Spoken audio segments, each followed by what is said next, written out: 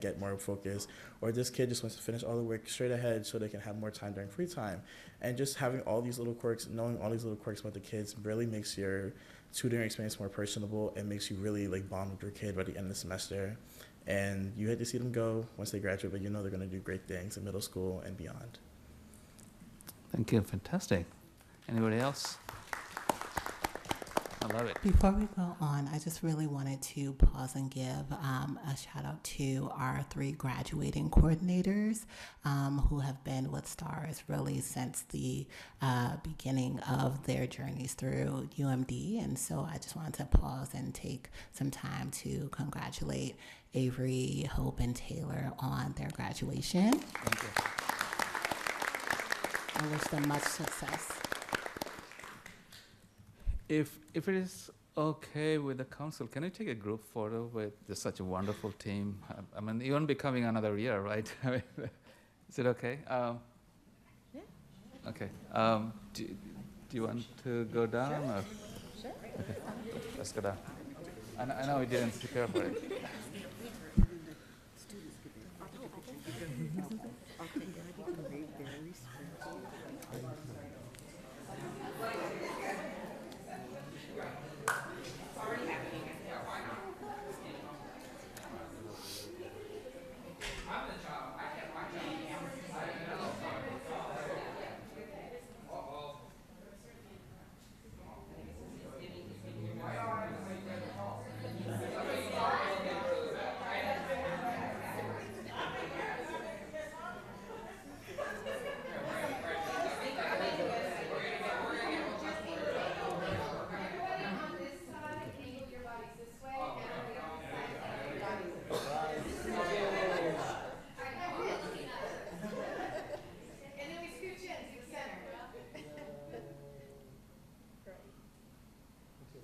Pause for a second and see if we can raise the screen. It's going to be. Well, we spent a lot of money on that seal. We really should show it off. Happy Shark King Spring. Basically May 5th to like May 9th. Thursday's my day, 5/8. Why didn't you tell me this before the beginning?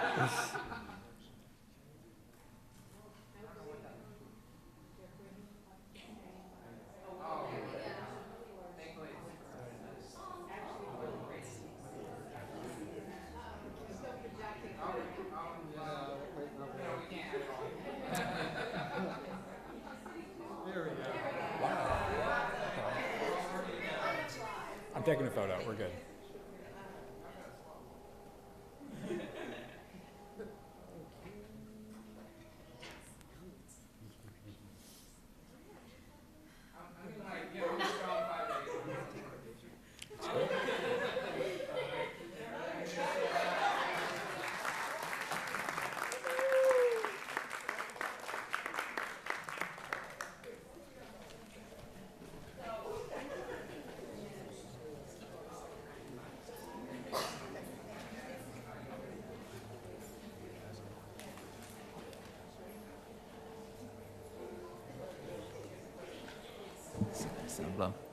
All right, thank you again, Lakeland Stars. Thank you. Keep up the good work, fantastic work.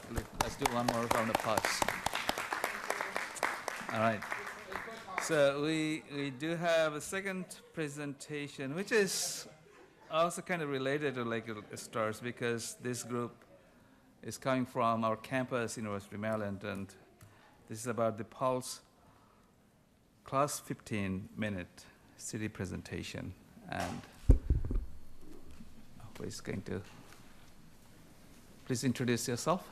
Hello, good evening. My name is Remal Zagbi, and I teach the community development class at the School of Architecture at UMD. So esteemed council members, members of the public, on behalf of my students and the UMD School of Architecture, Planning, and Preservation, thank you for the opportunity to present our work to you. This project is entitled 15-Minute Neighborhoods in College Park, and it was done in partnership with the College Park Department of Planning and Community Development and PALS, which is the Partnership for Action Learning and Sustainability at UMD. We would like to thank Marian Bader and Carlos Nunes for making possible this project, and thank our community partners, the Lakeland Civic Association, North College Park Civic Association, and the Senior Advisory Committee, without whom this work would not be possible. We have a team of 24 graduate students from planning, architecture, landscape architecture, public health, public policy, education, and economics, and many of them are with us here today, and some of them are online. But now for our community development class student presentation, Tom will lead. Thank you. Welcome. Good evening. My name is Thomas Suhetsky, and I'll introduce the project to all of you. So just a little outline of what we'll be talking about this evening. First, we'll go into what a 15-minute neighborhood is, why it matters for College Park, and then how we approached our project. And then we'll talk a little bit more specifically about 4 neighborhoods that we identified with the College Park Planning Department as being prime candidates for a 15-minute neighborhood. And those are Hollywood, Lakeland, Old Town, and Calvert Hills. And then we'll do questions at the end. So a key element to a 15-minute neighborhood is one where people can access all their needs and amenities within a 15-minute walking distance. So that includes greater access to transportation options and improved walkability within individual neighborhoods, more public space services and amenities so people can access them easily, support of the local economy within that 15-minute walking radius, and the potentially more mixed-use development with more diverse housing options that can bring density and more different things to each neighborhood. So our vision is to create walkable neighborhoods within College Park that allow residents to meet their daily needs, and that includes, kind of as discussed already, walkability, access to amenities, support aging in place, which is something that came up in some of our neighborhood discussions, and to provide more housing options and more types of housing options. So first, some of the things we did to better understand the community were an overall literature review, a review of maps and other spatial data, GIS, which is spatial data again, partnerships and meetings with local community groups, including Lakeland, North College Park, and the Senior Advisory Committee. Also, we attended listening sessions with community members, distributed community surveys, and then surveys specifically related to health and medical access and amenities within the community. We also conducted a transportation analysis. We did an analysis of the different types of roads in College Park, in addition to the transit access that each neighborhood has. On this map, you can kind of see the geographical layout of the neighborhoods. Hollywood is all the way far north, and then Lakeland, Old Town, and Calvert Hills are in the central and southern part of College Park.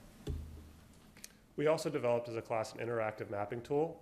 It's still in the final stages, but the idea is to allow people to interactively explore the different neighborhoods, the housing types, their land use options, transit services, and a walking buffer to see how far you can walk from each neighborhood and what is in that area. We also identified landmarks and amenities, including supermarkets, grocery stores, landmarks, and places of interest. And we're in the final process of finalizing this tool by collecting community surveys that we distributed to better understand community members' needs, wants, and what this tool could help them with. This is kind of a snapshot of the healthcare survey we distributed in both English and Spanish to community members. We wanted to know about demographics, access to amenities, how often people use them, and then kind of talk through what people want that they don't have right now, and what they want that they do have and like and want to continue. So now we'll go neighborhood by neighborhood into a little more specifics for each of the 4 neighborhoods. To start us off, Hollywood has great potential to become a 15-minute neighborhood, especially because of the newly acquired community center, the space for the community center, and the urgent care facility. We're going to go through analysis, challenges, and opportunities. So for our analysis, we conducted interviews, participated in civic association meetings, and administered a survey which received 37 responses. Some of the things that we heard back was that there's a desire to facilitate connections with other neighborhoods throughout College Park, investment for places for community gathering, improvements to Hollywood Shopping Center, better signage to help small businesses, and facilitate safe travel, particularly along Rhode Island and Edgewood Road. That one came up a lot, so it was very important to residents. And on the right, you can see 2 different graphics for different questions that we asked on that survey.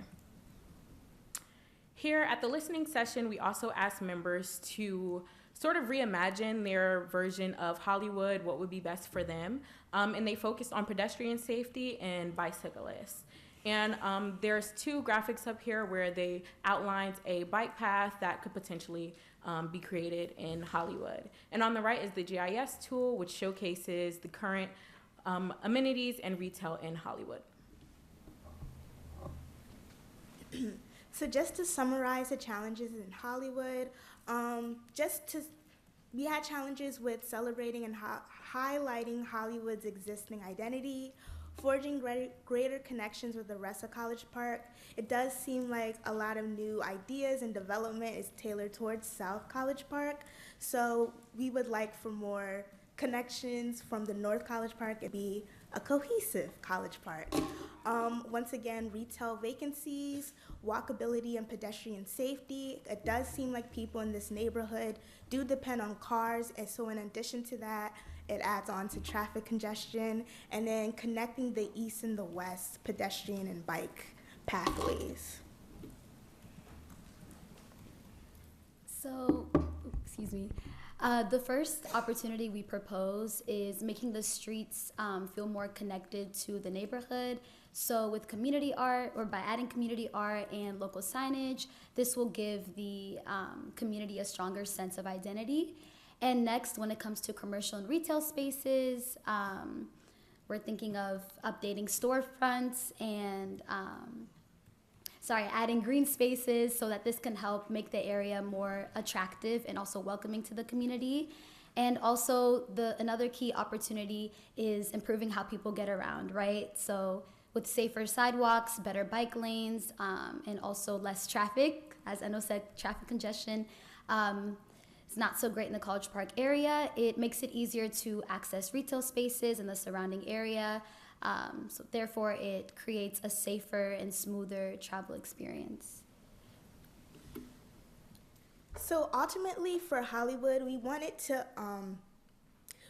be more of a community hub, especially in the Hollywood shopping center where Moms is located, and the adjacent shopping center. We would like to use those areas for community things such as a mobile health clinic and such. We also identified the building where the Maryland Department of Labor used to be at. We would like to use that building as maker spaces. This can have different classes. We can host different events in this area. People can get loans, learn different things. And on top of that, we wanted to still highlight the things that do still occur in Hollywood, such as the Hollywood Farmers Market. And in addition to that, we wanted to add Hollywood Day, where we could have food trucks, live music, kind of like be a festival to highlight Hollywood and all that it has to offer, and to solidify the identity that it has in College Park. Hey, everyone. Me and my group, we did a 15-minute analysis on Lakeland. We're going to go over profile and key findings, 15-minute neighborhood status, and opportunities as well as next steps. So Lakeland's a close-knit, very close-knit community, and some say it's like the original 15-minute neighborhood. Quote by Andre Thomas says, Lakeland was the ideal community. It was pretty much self-contained. There was little you had to leave Lakeland for in those days. There was like a community-built school, community shop and service, waste sanitation services, building of homes and streets, shared livestock and crops, and no locked doors. This was all pre-urban renewal, and the closeness and caring of one another helped make Lakeland's the original 15-minute neighborhood. These are some of the pictures. Lakeland today, little background, demographics, 40% of the residents are renters. Average home value is around $219K, but it can go up to $600K. Transportation and mobility-wise, there's like a lack of public transportation, and also like a circulation problem. It's cut off on the north, and you can't really go out that way. Some challenges are predatory developers. As you guys may know, like the front of Lakeland's is being redeveloped, like got completely torn down. Zoning regulations and environmental concerns, and there's opportunities for things like community gardens, road extensions and connections, and housing that we will discuss in a bit. So we had a listening session with Lakeland residents to highlight like concerns and things they brought up. So quote by Violet Sharp Jones, the family structure I think is the most overlooked part of the Lakeland community. Every household had multiple generations living in it. So the main concerns were a commitment to bringing families and long-term homeowners back into Lakeland. There's a lot of college kids and stuff, and they're not necessarily bad, but I think the residents wanted Lakeland to be more of like a family-oriented space. Another is to embrace newcomers and a desire for greater connections between new and established residents. There's a lot of long-term residents that live in Lakeland. Also, greater public knowledge and awareness of Lakeland's history, foster care and respect for the community, a desire for more access to information about home purchases, events, and plans that impact the Lakeland community, and co-generational and senior housing. That was also a big concern, and more housing options for low-density development, as well as investment into Lakelanders, tools and opportunities that support education, information access, and efficiency.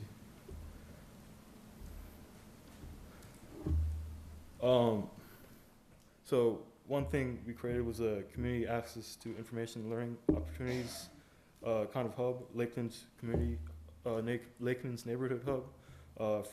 This was for Lakeland history, current events, and contacts. The Lakeland Civic Association, Lakeland Community Heritage Project, and access to frequently asked questions.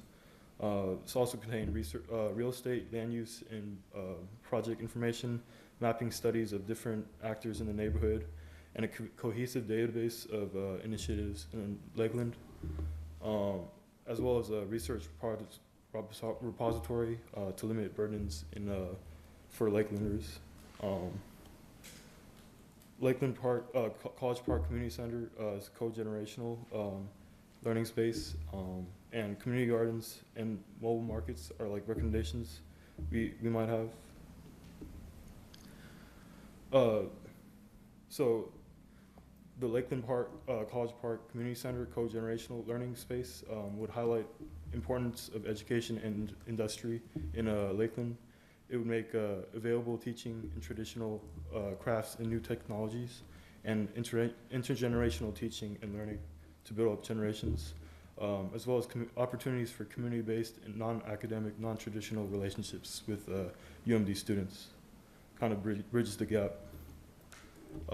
Another thing is a community garden. I think there is one at Parkside Apartments, which is in Lakeland, but a more public community garden that would enforce education and relationship building with opportunities for additional income for residents, as well as promote nutrition, food access, and healthier communities. There's like a food desert in Lakelands that, because it's like so closed off and like hard to go in and out, it would be very helpful for a community garden to be implemented.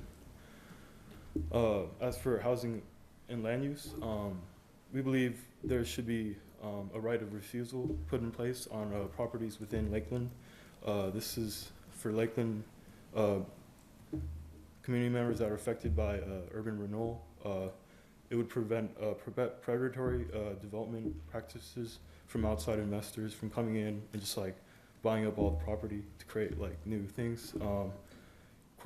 It would require information access to potential sales and transactions. Also to explore housing/community co-op idea, community ownership of how valued properties throughout College Park Community Preservation Trust. I think that's these co-ops are pretty popular around the area, and it could be implemented into Lakelands. In addition, to solve like the senior housing issue, a co-generational or senior housing thing could be implemented to explore options for co-generational housing opportunities. This could include a pharmacy on the ground floor to increase senior demand and meet their medical needs, as well as like another business in the area. as well as missing middle housing. It's kind of in the yellow part up there. This would, we wanted to decrease like the density zone to allow for more housing to be made in that area, and creation of a main street to create more businesses and to potentially rezone some lots to turn into businesses around Rhode Island Avenue. As for transportation and accessibility, we heard that there needs to be access and circulation within the neighborhood, strong desires for safer walkability at bike access, better lighting, and not enough bus stops. Transit should serve elders, young and car-free residents, concerns about being left out of current developmental decisions. And opportunities to consider would be roundabouts at the Lakeland and Rhode Island intersection, as well as at the corner of 54th and Navajo to help with safety, as well as decreasing the volume of traffic. There's also traffic calming measures and increased bus service and more stops within the neighborhood, as well as a marked entrance to Lakeland to make it clear that there's like an entrance and signage to go to where to go throughout Lakeland. And that's it. Thank you, thank you. Thank you. Hello, our group focused on Old Town. So to briefly summarize our analysis, we conducted a variety of like spatial, historical, and also we did an interview. We also created various resources that could be used in the future because we didn't get the opportunity to distribute the questionnaire. So based on the analysis, we found that Old Town already has many components of a 15-minute neighborhood. A large portion of the population has commutes under 15 minutes. There are robust transit and micro-mobility options and a variety of amenities. We also found the neighborhood has a distinct character as a college community, given its history and development that's been tied to the university, current demographics that suggest a large student population, and amenities that are catered towards students. However, student residents tend to rarely participate in city proceedings, and also Old Town's history as the center of College Park and its affiliation with students has produced a feeling among other College Park residents that Old Town is prioritized over other neighborhoods in terms of improvements and development. So building off of these findings, we had 4 goals with our recommendations, which were to improve Old Town's connectivity with campus and other neighborhoods such as Calvert Hills and Lakeland, to highlight Old Town's rich history tied to transit and the university, and to also build off of the existing amenities such as the trolley trail and the Metro Mark station. And we have 5 recommendations overall for Old Town. First, starting with the Greenway and Shopping Plaza. This is an idea to add a new trail or greenway along Bowdoin Avenue to connect Old Town and Calvert Hills. This will improve pedestrian and micro-mobility access while enhancing connectivity between Old Town and Calvert Hills. We also suggest to activate the post office parking lot that we believe is currently being underutilized by the city, and that this can be activated for retail, seating, markets, and other vibrant interventions. 2, multiple gateways into Old Town. We believe that Old Town should build on its role as a key entry into College Park with the MARC, Metro, and incoming Purple Line stations. We want to use its historic district status as a strong first impression into College Park. We recommend the addition of welcoming features such as murals, greenways, archways to create a memorable experience. We also consider signage pointing to transit, amenities, and university facilities. 3, pedestrian infrastructure enhancements. Building on the gateway activation efforts, we believe that artistic crosswalks can enhance the visual appeal of Old Town while also reinforcing its historical identity. This is inspired by the Made You Look initiative, where the crosswalks aim to calm traffic and make intersections safer and more visible for pedestrians. These installations can also double as photo-friendly landmarks or as gathering spots for neighborhood events like block parties or car-free days. 4, additional facilities and parks and green spaces. College Park's green spaces attract many students and residents. We should build on this by adding additional facilities, such as recreational facilities like volleyball nets or badminton courts, introducing structures like pavilions, gazebos, or small stages for performances and community events. And we also encourage items that will allow people to spend an extended amount of time in these green spaces, such as bathrooms, shading structures, and seating. And lastly, we mentioned earlier that we believe that the current post office space is being a bit underutilized. We believe instead that this could serve as a small transit center with train schedules, ticketing, restrooms, and concession stands. Alternatively, the building could function as a small museum or visitor center, showcasing College Park's history and guiding visitors to attractions or walking tours. Thank you. Thank you. Hi, last but not least, we'll talk a little bit about Calvert Hills. Calvert Hills shares a border with Old Town in the way that the other neighborhoods don't, so a lot of their recommendations are also applicable to Calvert Hills in terms of amenities and future plans. Firstly, here's a quick map of Calvert Hills. In red, you can see the 15-minute walk shed. You can walk from the center of Calvert Hills to the Metro and the MARC station and the Future Purple Line station on the far northeast corner. You can also walk south into the Cape Fritz development in Riverdale Park to access the Whole Foods and other amenities, as well as getting to the Riverdale Park Town Center in the southeast part of that red area. First, quickly discuss land use and housing. Calvert Hills is almost entirely single-family zoned. The map on the right, you can see yellow is single-family detached, and the brown is multifamily, and gray is retail. All of the multifamily is either on the north side at the Calvert Road northern boundary or on the west side on Baltimore Avenue. Additionally, Calvert Hills is predominantly owner-occupied, and there are parts, including mostly in the northeast and on the Baltimore Avenue corridor, that are renter-occupied, and these are predominantly students that take these renter-occupied units. Here's a quick overview of retail and what the retail mix is in Calvert Hills. Like multifamily housing, it's mostly on the Baltimore Avenue corridor and on the northeast. There's also, as you can see, below the Calvert Hills boundary on the top left map, a lot of retail and amenities at the Riverdale Park Station development. Quickly, environmentally, the northern part of Calvert Hills is in a floodplain. It's in that body of water that comes south on Guilford Road on the south part of the University of Maryland campus. It has a culvert that passes under the Calvert Hills neighborhood as it goes toward the Anacostia, but sometimes in flooding conditions that can overflow. Tree canopy is also continuing to grow. There was a lot of construction in the 90s and early 2000s, and it has continued to grow since.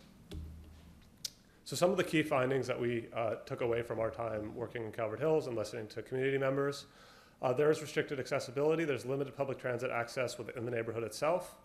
There are buses that go down Baltimore Avenue, but both the road network and the sidewalk network is not particularly well built, so people with accessibility issues such as wheelchairs or mobility devices can struggle to get around the neighborhood.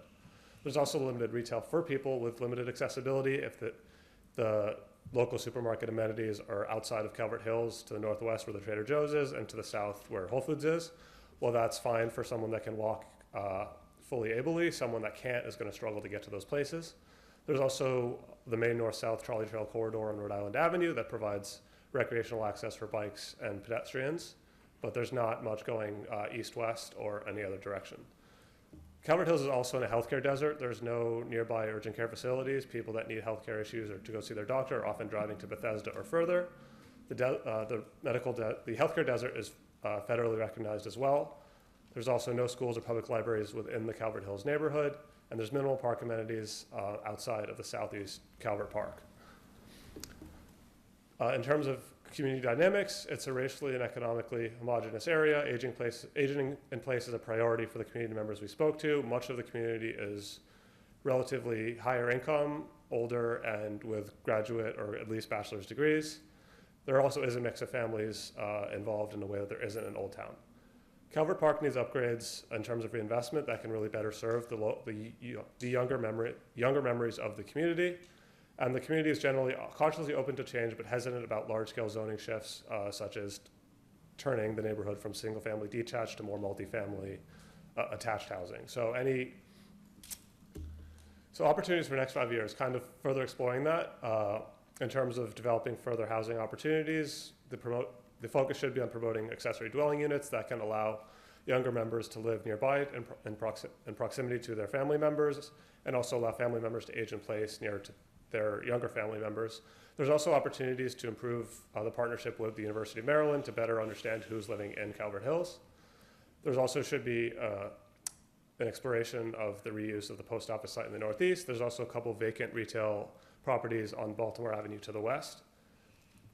We should also study the feasibility of urgent care or pop-up clinics in Calvert Park or in other places in the Calvert Hills neighborhood to allow people with accessibility challenges, whether it's walking around or perhaps not being able to drive, easy access to medical facilities.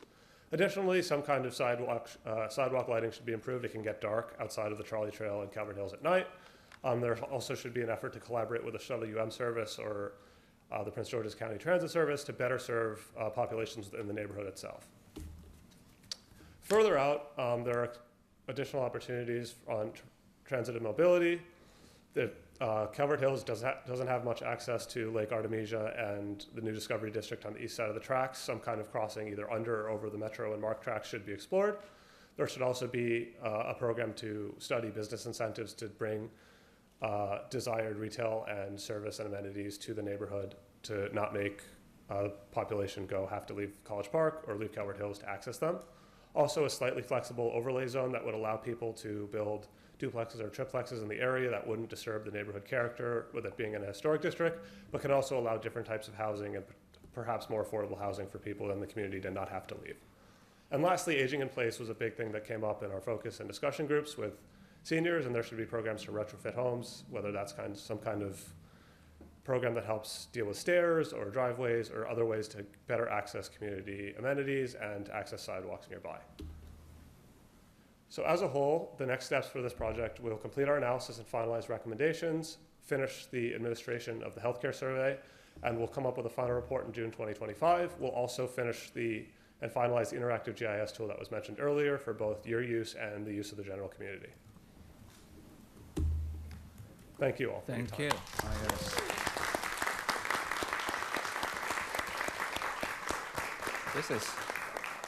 And we're happy to take any questions. Absolutely, this is fantastic. Such a good work.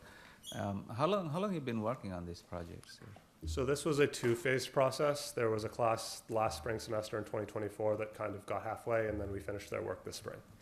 My goodness, so much work. I'm sure there are plenty of questions. Where should I start? Starting from left to right? How about that, Mr. Rake? How about, I like that post office idea. I think you should talk with the community about that post office. Any district to Lakeland? Thank you for all of the work that you've been doing. It's impressive to see this, and thank you for answering the question about the mapping tool, because when you mentioned it earlier, I wondered what would be done with it. So thank you for making that something available for use. I did want to ask about one of the aspects you talked about in Lakeland, and it was about it's the mention of research repository to limit burden on residents. Can you talk a little bit more about that? That wasn't clear to me. Sure thing. Sorry about that. So I know Lakeland's is a very over-researched community, and we were very mindful of that. So we suggest a repository that would include all resources, research, and everything, just so the community has access to it, in one place, as well as other people who might want to come and research Lakeland's or other organizations as well. Thank you. Thank you, and thank you for attending the Civic Association's meeting. I've seen you've been to Lakeland Community Center, Lakeland Civic Association, and also North College Park Civic Association and CPC. I'm not sure you've been to Old Town Civic Association or Calvert Hills Civic Association. Probably not. Any other questions, Ms. Whitney, and then Mr. Hernandez? Yes, I was wondering, it's interesting because, we have 4 15-minute neighborhoods, potentially that you looked at, and they're all kind of within 15 minutes of each other. So I just wondered if across the 4 different neighborhoods that you looked at, was there one goal that all of the teams thought might be a thing to prioritize across the city that kind of rose to the top?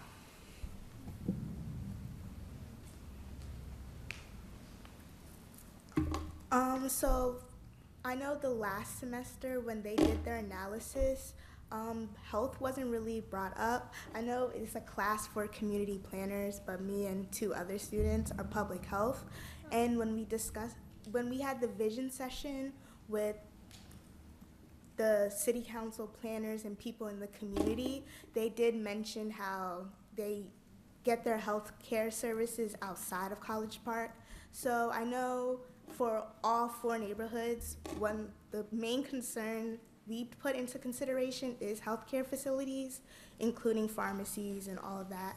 And then also during the vision session, generational housing was brought up, so we also took that into consideration when discussing the housings and stuff like that. Is there anything else? Yeah, so those 2. Thank you. Thank you. Mr. Hernandez.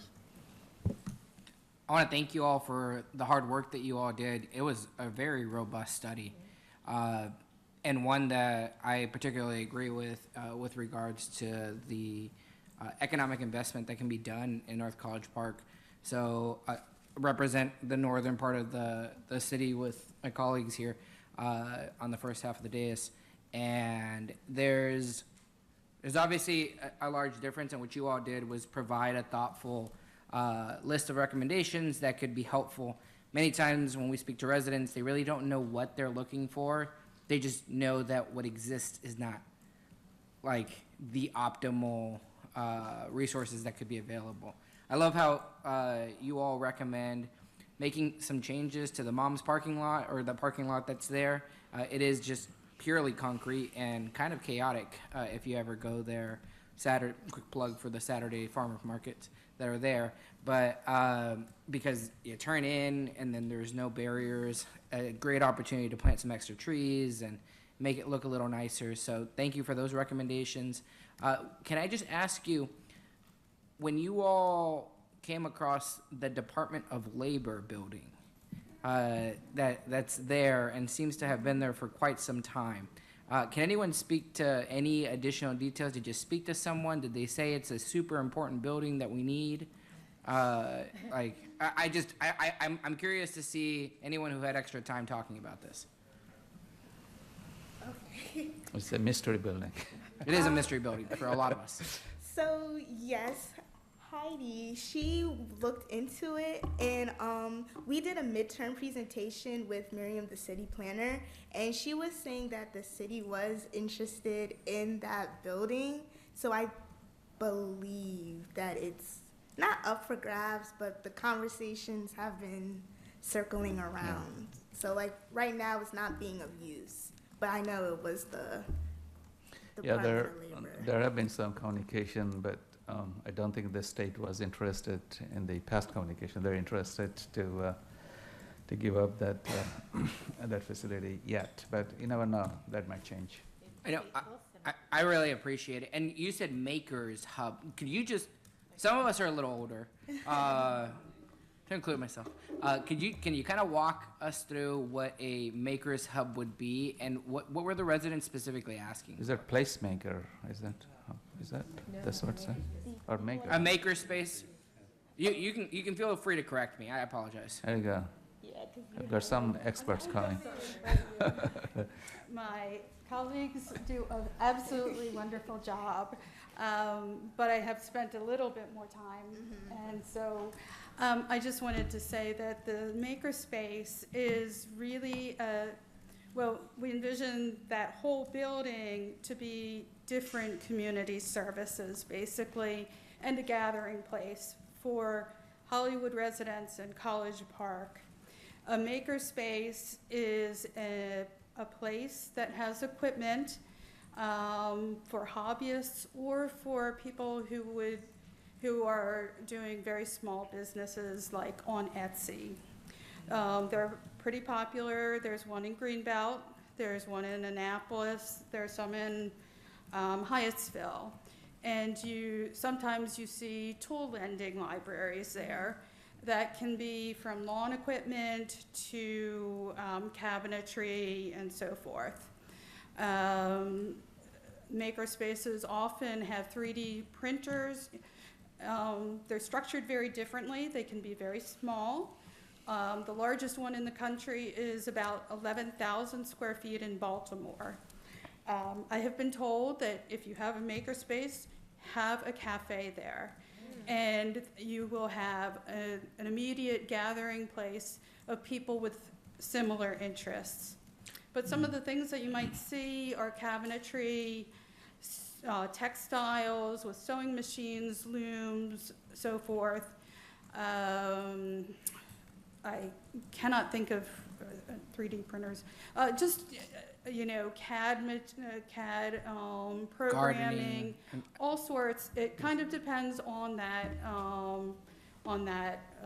area, on that neighborhood. So what I think I'm hearing is you're all recommending a third space type of place that brings the community together in a way that you can just get out of the house and build a community across everyone. We also envision there'd be very small micro offices. Amazing. Or pop-up retail or micro studios and some other services. And just to add, because I know the bicycle cafe in that shopping center is Proteus bike. Yes.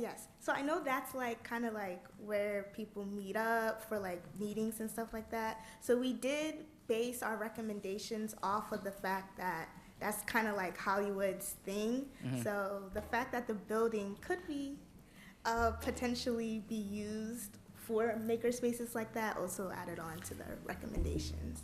Yes. Really appreciate it. I just have one more question. And one of the things that the hard research of your studies do, it helps inform us, right, as policymakers when we're really trying to think of what do we do next with the space. I don't know if you can pull up the slides again, but there was a slide there that illustrated the west corner of Rhode Island and Edgewood.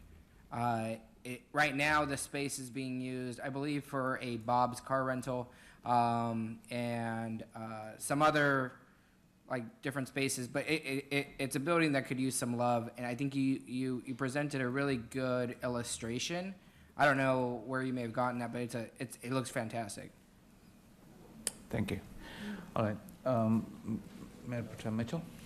I had my hand up. Sorry, Mr. Hill, I missed it. Yeah, thank you. I really did like that part of the presentation that mentioned that state building. I had a conversation just this weekend mentioning all the possible uses for that space, and you guys hit them all. The only one that you guys didn't mention as a favorite of my own would be a seed library, a native seed library, sort of thing like that. But that recognizing the potential of a space like that that's being underutilized, it's impressive that a class came into a community and picked up on all those points that could be useful for that space that's lacking in our community. I really did appreciate your input on that and your presentation on all of that. Thank you. Good points. Mayor Pro Tem? Thank you, Mr. Mayor. Again, echo, thank you very much for the presentation and your very thoughtful, intentional ideas you brought forth.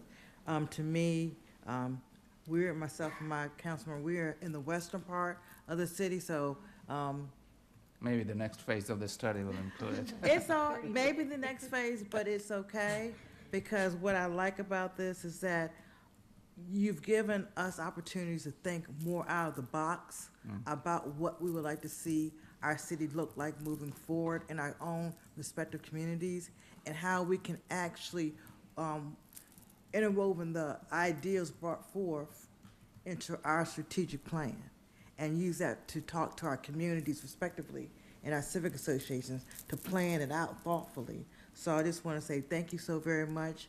I'm excited, whoever was a public health major. that was my undergrad degree, and I say kudos to you. But I'm very excited about this. And yes, I will put a plug in. Maybe next time you come to the western part of College Park. Thank you. Thank you.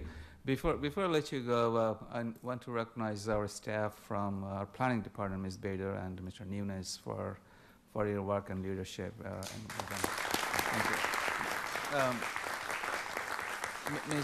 Ms. Bader, could you please come to the podium? I've got a very quick one. So these are all fantastic ideas, and many of them could be explored. And you worked with the team very closely. Where do you go from here, from the staff side? I know community, there need to be more community engagement piece in it, and we are also getting into the next 5 years strategic planning phase, and probably some of these ideas could be incorporated in this planning phase as well. Right. What are your thoughts? Yeah, no, that's my thought too, that with this study, we can pull out some OKRs, and I know you guys are in your year 5 of the OKR cycle, so maybe we can pull out some objectives and goals from this study. Okay. Thank you, and Mr. Gardiner, you did a good job in plugging in the OKRs and ideas and working on them. Ms. Mackey? And I was wondering, could we have a copy of your report? Yes, thank you. Yes, the report will be done in June, and then I'll distribute that to everyone. Thank you. Thank you all. Thank you, team, for your fantastic job, and keep up the good work, and please keep us posted when the final report is ready. Thank you so much. All right, so we are done with we have one more presentation. This is also an exciting one, which is about the Maryland General Assembly legislative session wrap-up. And this will be taken by, yeah, maybe, There you go.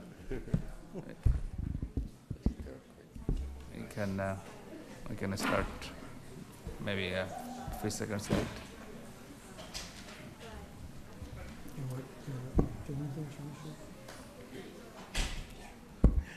Right. This will be taken by Mr. Gardiner? Okay. Yes, Please good go evening, ahead, Mayor and please. Council.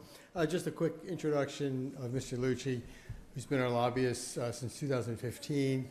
This past session had a lot of focus and attention on the state budget, but as with every session, there are literally thousands of bills that get debated, and we've used Mr. Lucci and his colleagues at O'Malley Miles, Nyland, and Gilmore to help us navigate Annapolis, put forward our priorities, and keep us abreast of some of the other issues that would impact College Park. And he's here tonight to give a summary of some of those items and to answer any questions you might have. Thank you. Thank you, Mr. Lucci. Nice to see you always. Thank you. Good to see you. First of all, some of you in your opening remarks are talking about this Sunday and Mother's Day, so I could just acknowledge the mother of my children, my wife, Brenda. Thank you for joining us. It's hard to believe it's been 10 years that we've been working together. It's an honor to always represent the city of College Park and before the Maryland General Assembly. This past year was a particularly difficult one because of the budget. They were about $3 billion short, and they made it up with $2 billion in cuts and $1 billion in revenue increases. The municipalities fared much better than the counties did in the budget. The counties had some new costs shifted to them from the state with regard to pension costs and with regard to the State Department of Assessments and Taxation. The cities fortunately were not hit like that.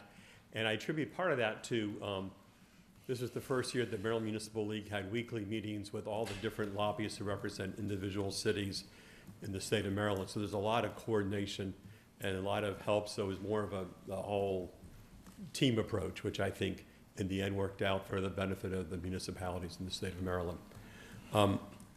The other thing that we made progress on, but were not successful on, was that College Park led the way in Prince George's County for municipal land use. In the past, the municipal land use was just dismissed as, oh, that's just something that College Park rebuild and Bowie wanted. This time, 10 mayors showed up on their virtual meeting from municipalities, large and small, north and south, east and west, and that made an impact. I think we didn't move forward this year because of the uncertainty with the change in county administrations. But now with a new one coming in, probably in July, I think is the day when the new county executive will be sworn in. That will present some more opportunities to try and advocate our part. So we made progress, and much more progress, I think, than we made from many years in the past. I'll go to my PowerPoint here, and we'll talk about some of the bills that have been passed. This one has been signed to expand the existing authorization for municipalities to have tax credits for child care centers to what they call large family child care homes, expanding the scope of that to encourage more child care. It's necessary for job expansion, and the job expansion has been the governor's top priority in the state of Maryland. There's a mention before about accessory dwelling units, and the past couple of years, the state, the governors and his administration have been pushing for more expansion of housing. To do that, they've run into the traditional turf that counties and cities have in terms of land use. And so this bill was heavily amended, but requires counties and cities to acknowledge the concept of accessory dwelling units and to encourage it. And that was something we just heard about in the last very impressive presentation. By the way, let me just divert a little bit about that last presentation. As I was listening to it, I kept thinking to myself, there's a state funding opportunity. There's a state funding opportunity. Here you go. So I think once you digest all that and decide the plan going forward, I think there's a lot of different places that we could ask the state for funding, because it's really it's the gateway to the university, and I think there's be a lot of interest in the state for a lot of those different community improvements. So something to think about. Here, next bill is, this is a very excitable cursor on the computer here. Okay, this is not the most exciting bill, but the state asked to have an extra 10 days to have notice of what the county municipal tax rates will be, so they could get it set for their own planning. Not a very controversial bill. Okay, this next bill, there's a new state elections administrator, Jared Demarinis, who's been very dynamic in terms of trying to reform the state's election system. Some of the municipalities have asked if they could lease some machines that through the state, and the state elections administrator thought he needed more statutory authority to do that. So this bill does that. It also gives them a little more authority in terms of working with municipalities that want assistance from the state in conducting their own elections. Does not require that municipalities use that opportunity, but it's an opportunity that's there. Okay, other bills. Senate Bill 820 is a bill that that we worked on personally. Last year, charter counties were given the authority to have fines increased from $1,000 to $5,000. We tried to add on to that. The Attorney General said that you can't have more than one subject in the bill. So we came back this year and asked that municipalities be given the same opportunity to have higher fines for more serious violators of their ordinances and resolutions. And so that was passed, and it's on the governor's desk, and we expect him to sign that. It was not a priority of the Maryland Municipal League, but the Maryland Municipal League lobbyists are very instrumental in helping us out and pushing for the bill. And it was sponsored by Senator Rosapep. And I think it was also a product of those weekly meetings we had with the other MML lobbyists, so we all worked together to get this bill passed. But it was an initiative of the city of College Park. This next bill was one of two MML priority bills. One did not pass. It was unexpected to pass, and that was to allow municipalities to have a surcharge on restaurants in their cities. And the General Assembly is very jealous of its turf over sales tax and does not want to really share that tax revenue with any other level of government, so it did not move forward. But this one did, and it's been proposed in the past, and it passed this year. And the opportunity for College Park is in the past, municipalities could only have speed cameras if they had a police officer who could certify each individual violation. And now that's been opened up to a certified technician. And so it could be from some other department of a city. And that's, of course, important to College Park that does not have its own police department. So if College Park wanted to get in the speed camera, I don't want to say business, but deterrence for speeding, it could do so near schools and near work zones. And so that's an opportunity. And I think the cities that have been aggressive with us have found that when the revenue decreases, the speed limit compliance increases. And so it's not really meant as a revenue measure, it's really meant as a deterrent for driver behavior. And so it's an opportunity now for the city if it wants to do that. And that was a major victory by the Maryland Municipal League. Okay, College Park is one of the few remaining cities in the state to have its own youth service bureau. And the funding's always been under fire, and there's always been a push legislatively to push for more funding.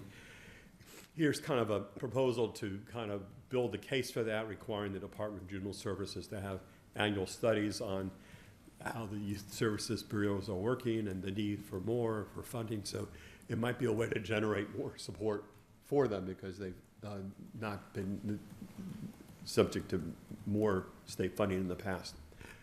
This last bill here is one that it's a very major bill, and I mention it because it's going to result in not just savings to the city, but also to Maryland residents all over. And it was a major project of College Park's own delegate Jocelyn Pena Melnick. And it's really the first one in the United States to do something like this, to have a board look at the most expensive prescription drugs and have upper payment limits to how much people will have to pay for those high-priced medications in the state of Maryland. There's a board that was formed a few years ago, the Prescription Drug Affordability Board. Its work has taken several years so they can do it right, and now this bill is going to expand that coverage to all Marylanders. And so it's a very major bill. The part that deals with the state government and local governments is going to start coming out this year, and so the city could actually experience some savings for its health plan by having lower drug costs that it pays for its employees. The county executive of Anne Arundel County says he spends more money out of the county budget on high-priced prescription drugs than he spends on the entire county library system. So it just tells you the kinds of costs and savings that this can have. Now we're going to talk about state funding. And of course, the City of College Park's in a great position for this because in the Senate, the vice chair of this Budget and Taxation Committee is College Park's own Jim Rosapep, and the chair of the House Appropriations Committee of the House is College Park's own Ben Barnes. No other city in the state has that kind of positioning. And Delegate Barnes was the floor leader for the budget, defending on the floor of the House of Delegates. And it's like the most difficult job of any legislator that they had to do in the entire session, and he handled it with great aplomb and was pushing back on folks who are trying to criticize what the product was, and just did an amazing job. So here's some funding here that we want to talk about. It says for College Park Airport renovation, these first two items, and that's what's the language that's in the budget. It's really talking about the Park and Planning Commission property surrounding the airport. For instance, the old 94th Aero Squadron property that the Junior Tennis Championship Center is looking at expanding to, and other things like that. So it's not really renovating the airport itself, it's the airport general property, but there's funds from two different sources to help move that along. Same thing with the Discovery Point redevelopment. That's also the same general area, that there's money there that can be used to redevelop that. The governor's made quite a deal about coming to College Park and talking about quantum computing and the Ion Q Center in the Discovery District. And so there's funds coming for that. College Park Academy I have listed here, even though it's not physically within College Park, but it has the city's name, so I figured it's worth being there, and it serves a lot of College Park residents money for that. The next one was a request from you to the state to fund the Attic Towers fire suppression work, and that request was fully funded for that. Good job. And the next request was also from you, asking that there be a meditation garden by the Youth and Family Services office, and it was a really beautiful presentation. I thought a program that was sent to the state, and that request was also fully funded. So that's also a great thing. I have here the next line: $70 million for the University of Maryland College Park campus. Obviously, it's a whole itemization of different buildings where money's going, and I know it's not under the control of the city council, but it's still within the city limits of College Park, and still what makes College Park helps to make such a great landmark. So I'm putting that there to talk about the state's continuing commitment to building its flagship campus. And then the last slide has to do with the Route 1 project. It's still, the funding starts in fiscal year 27, not 26. And the legislature does not have direct control over the Consolidated Transportation Program. But the legislators who represent this area have a lot of influence in pushing the Maryland Department of Transportation into doing that. So the legislature this year gave additional funding sources for the Transportation Trust Fund. And so they're now going to be saying, well, we gave you some more funding, we want you to move this up. And so that's what they're working on. They don't have direct authority on that, but they certainly have influence on that. So, I was mentioning the different legislators who represent College Park. Delegate Mary Lehman is one of the leaders on transportation issues, and so she's been a big help in terms of getting that going as well. So that's the summary of what happened. It was it's much easier when there's a deficit than when there is a surplus, believe it or not, because when there's a surplus, you can say yes to everybody. When there's a deficit, you just say no to everybody, and it's less of a food fight, but it's not as good for folks. But as you can see, College Park, despite this very difficult budget year, did very well financially through the budget, and we got the fines increased, and we made progress on municipal land use. So I would call it a very good year for College Park, and I thank you for the honor of representing you down there. Thank you. Thank you. Let's give a big round of applause again and as you mentioned, this year's state budget is pretty challenging, and despite all these cuts and all these talks, that the city of College Park, even though some of the monies came from CP Cup, College Park City University partnership, but the city as a whole, I think we got quite a bit of funding, which is great news. I have a question to staff, actually, Mr. Gardiner. Yesterday, we were talking about the Route 1 design funding. We got some update. Can you speak to that? What's update we have? Actually, the update that we received was pretty much that what one. Mr. Lucci Okay, so I think we have some design money allocated in FY26, which is in the coming fiscal year as well. What the administrator indicated was that yes, that they have identified funding to sort of forward fund the work that was planned in 27 to have it happen in 26. Okay, so that's the good news. So that's another win for College Park to complete the Route 1 reconstruction, extending the current construction to the north part of the city in phase 2 and phase 3. And thank you for your work. All right, I'm sure I'm sorry, Mr. Mayor, but just to be really clear for everybody, this is just design and engineering. Yes. It's not construction. Design and planning, I believe. Okay. Yeah, not engineering, probably is engineering, construction. Right. Yeah, that's the first step. Is it engineering or not? I'm sorry, you both are saying different things. design and planning. Yeah, that's the Yeah. first thing to do, and then the engineering and said construction comes next. All right, Mr. Hernandez? I don't know if this question is for Len, for council, or for Kenny, but I got an email about what our city priorities are for MML for the next legislative session. I'm wondering, like, are we having a conversation about what we want to see? I'm wondering also, like, is this an opportunity to talk about this, or at a later time for us to push some sort of legislation priority from the city? I don't know how it works. I apologize. No, we typically try and have a session with council. I think this year, I think what we've learned over the last few years is that we need to bring those discussions even earlier than we've had in the past.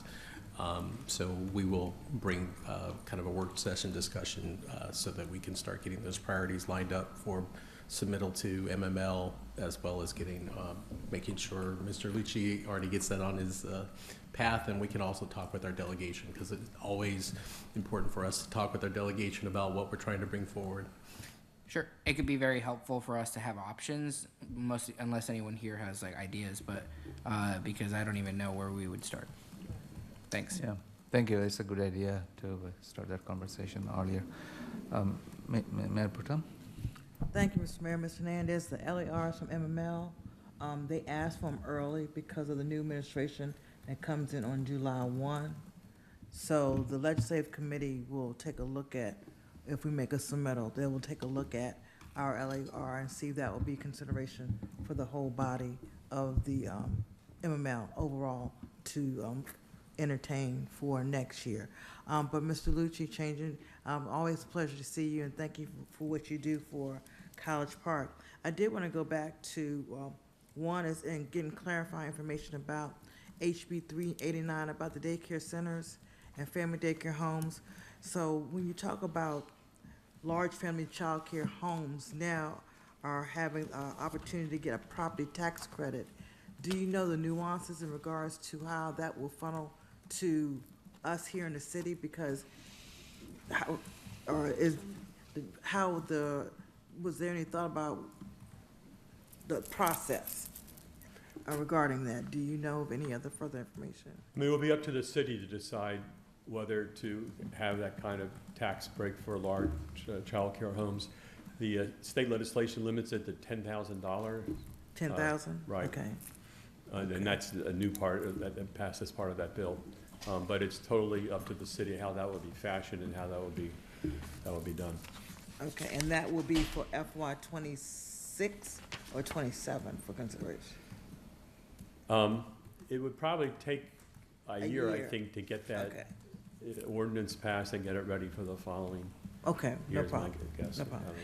And then my last question in regards to, and I appreciate all the long hours at the state.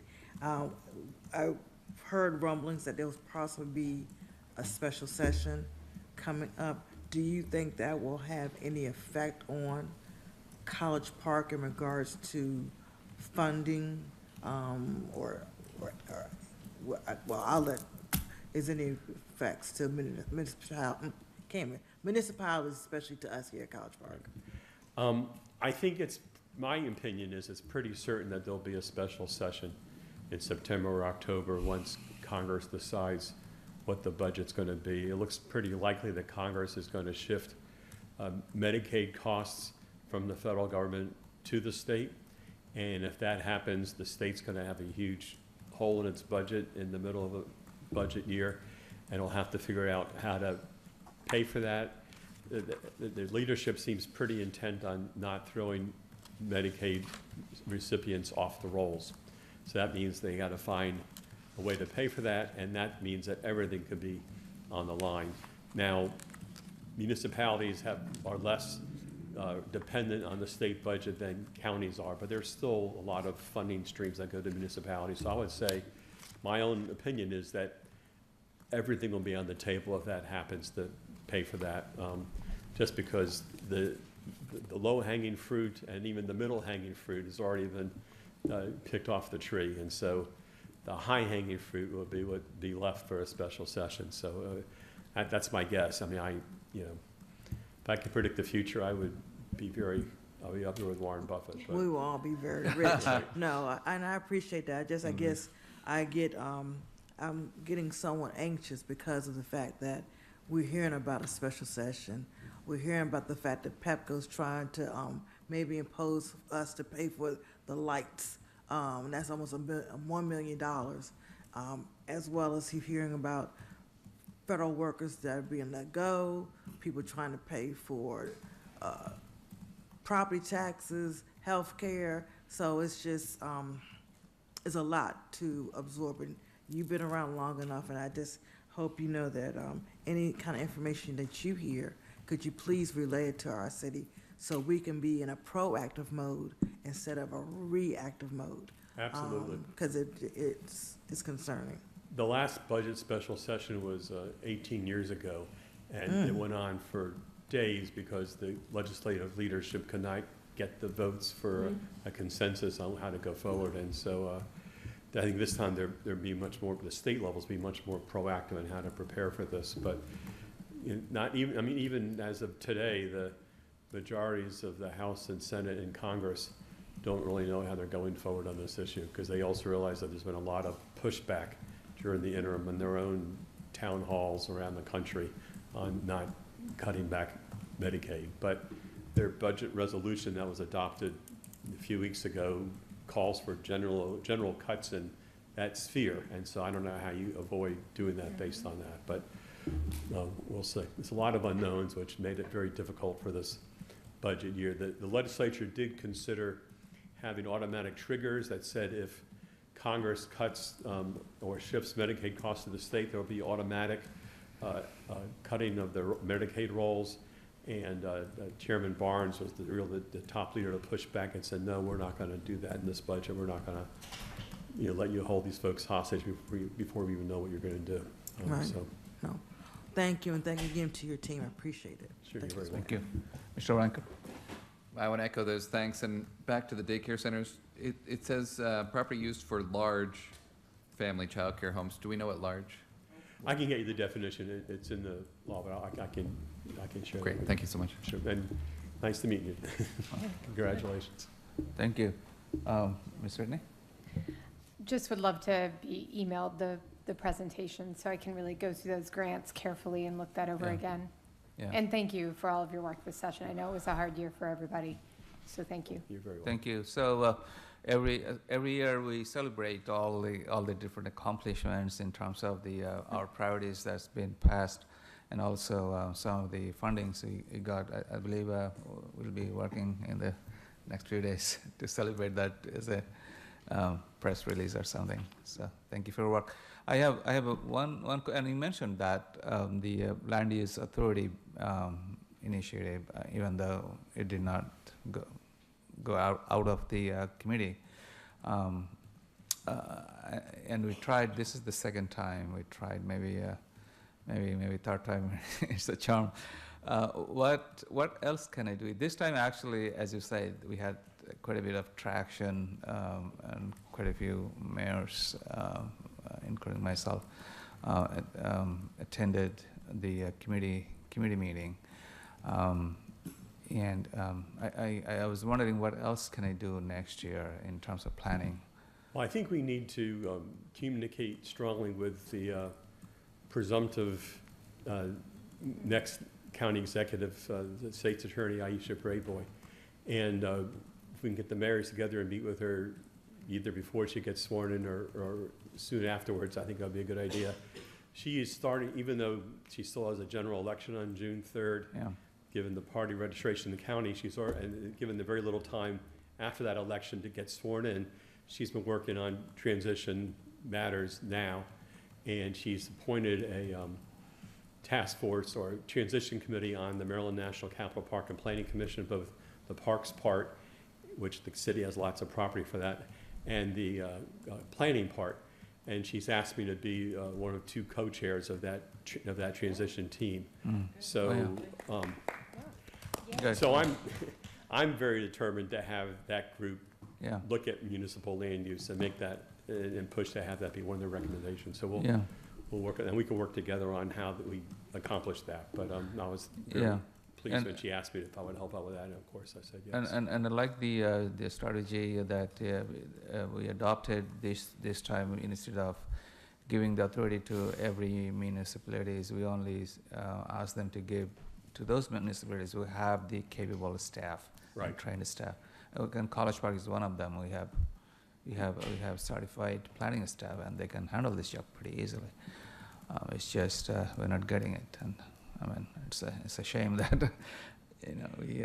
And yet in 21 counties, even the tiniest municipalities have full zoning authority, not just land use authority. Yes, and we So, don't have it.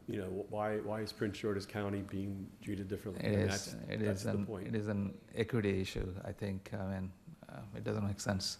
No, I mean, and, the whole park and planning, I shouldn't get started on this, commission structure started in 1924, 101 years ago, and is that really something that the county is applicable, the county needs in 2025, so. Right. That's one of the larger questions, but it's all interrelated. Yeah, thank you for being on top of this, and please let us know how we can get engaged early on so that we can make a difference this time. Thank you. Absolutely. Thank you for your involvement. Any other questions? Thank you. Keep up Right. the good work, and thank you. Thank you for taking care of College Park in Annapolis. All right, we are done with all the presentations, and now is the time for public hearing. And I'm sorry if those of you who have been waiting patiently to speak. It's pretty late. So we have two public hearings. The first one is about the budget, and I believe. No, the first is the Tree and Landscape Board, 25005, ordinance of the Mayor and Council of the City of College Park to amend City Code Chapter 179-5, Tree and Landscape Board, and this will be taken by our Director of Public Works, Robert Marcelli, and this will be an easy one. Hi, good evening, Mr. Mayor, members of the council. On April 15th, we introduced an ordinance to amend, and tonight we're here to request adoption of an ordinance to amend the City Code Chapter 179, Tree and Landscape Maintenance, Section 179-5A, which is board membership and operations, to increase the voting members to 9 residents and remove the requirement for a CBE chair or designee position to attend every meeting.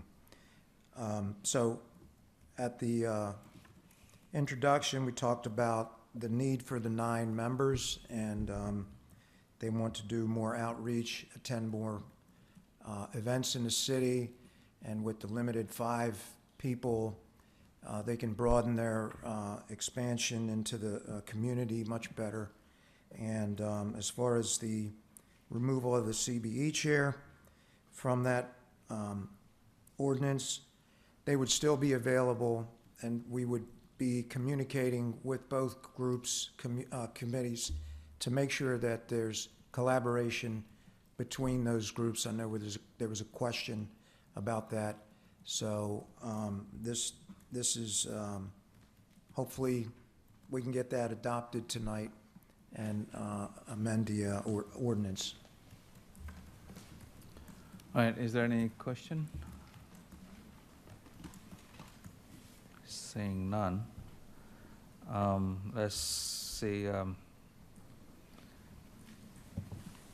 Anyone wants to speak on this item, on this public hearing?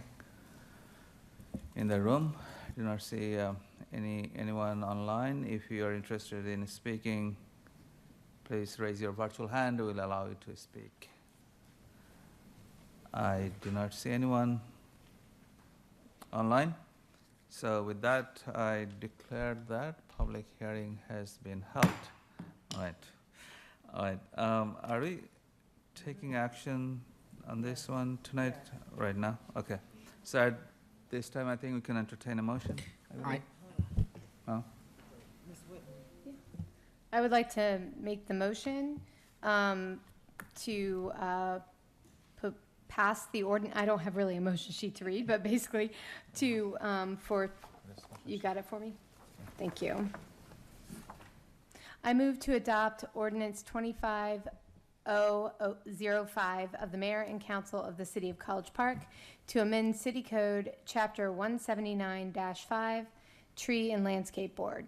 This ordinance will increase the resident membership positions from 5 to 9 and remove the requirement of the Committee for a Better Environment chairperson to attend every Tree and Landscape Board meeting. Second. Thank you. All right. Any further comments, Ms. Whitney? No, I think everyone's It waiting. makes sense. Thank you. All right, we have held the public hearing, so we're not going back to take public comments. Any comments from the council before I take the vote? I do have one quick. Please do. It's slightly out of turn, but I just wanted to say, I kind of, looking at where we are at this hour, I kind of wish we had moved the public hearings earlier in the agenda. Yeah, I was thinking the same. So just in the future, especially with something as important as the budget, like I really, in the Yeah, future, we should have I that was- earlier if we can. I know the presentations are very valuable, but they can also be lengthy. Thank you. Yeah, I was thinking the same thing, and we apologize for keeping those who have been waiting for the other public hearing as well. All right, any other comments from the council before I take the vote? Seeing none, all in favor, say aye. Aye. Any opposed, any abstention? This has been adopted. Thank you, Mr. Marsili, for your work.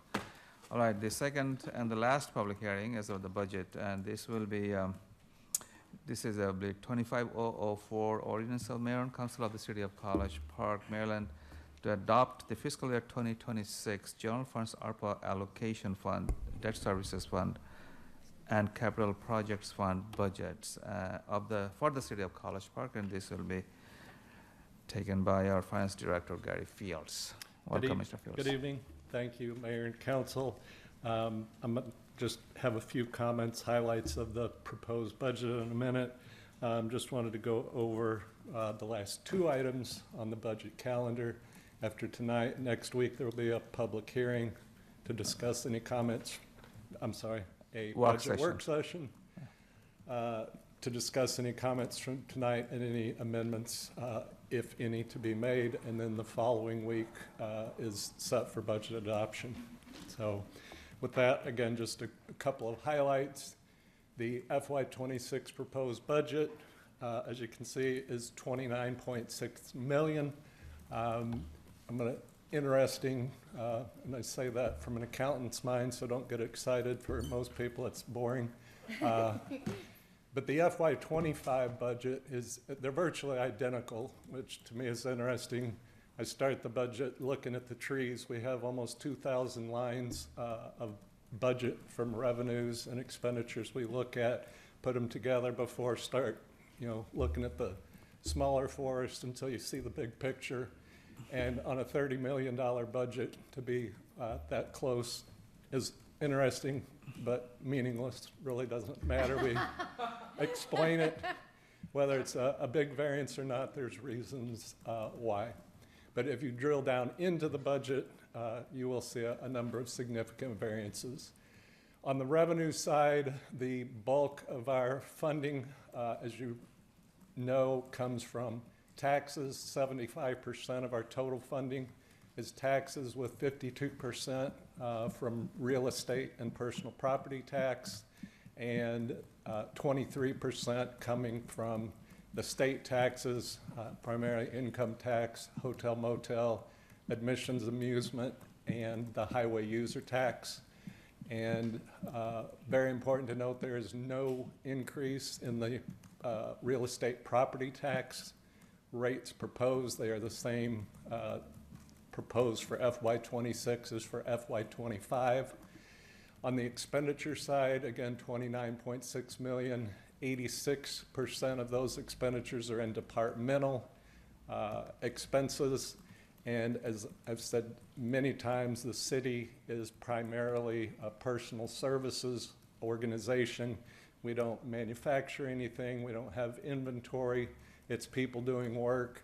And that's reflected in that 62% of that 86% is in salaries, wages, overtime, and other benefits.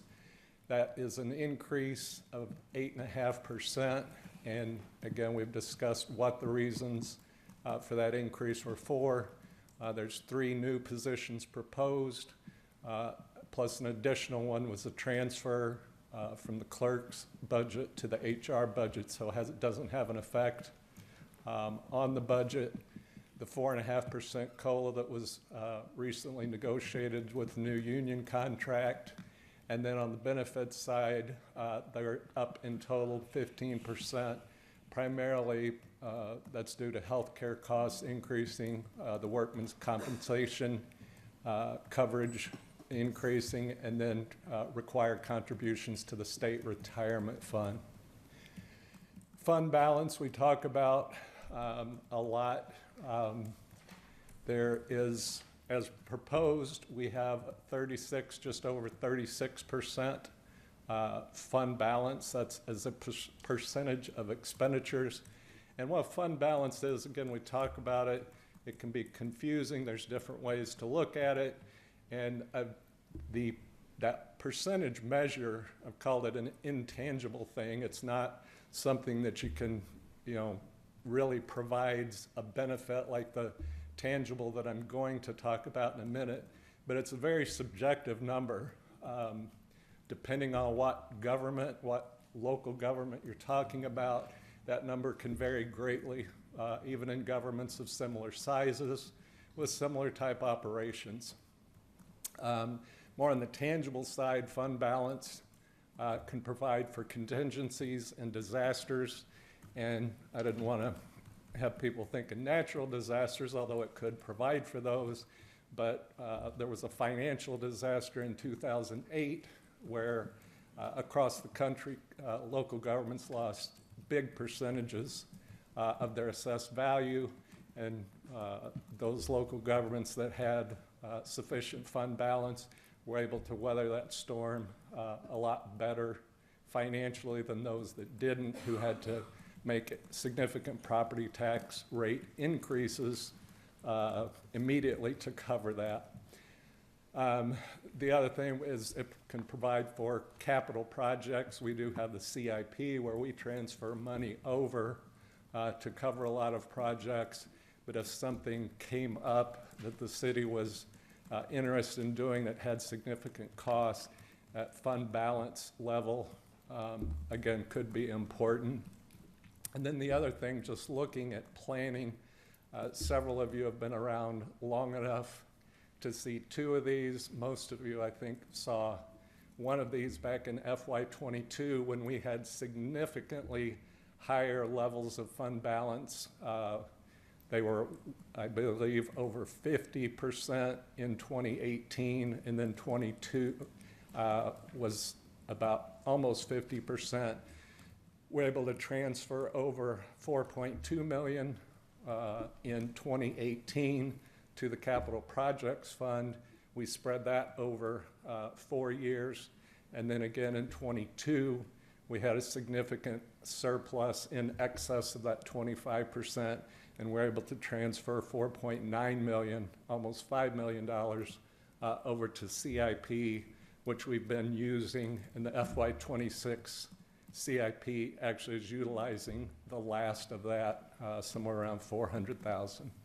So anyway, that's all I had to say about the budget before the public hearing. Thank you. We had quite a long and extensive discussion at the work session, budget work session. I'm not sure council has further question for Mr. Field.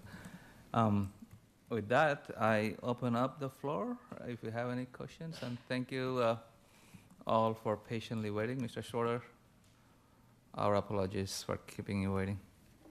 Please state your name for the record. My name is Mark Schroeder. I live at 4909 Muskogee Street.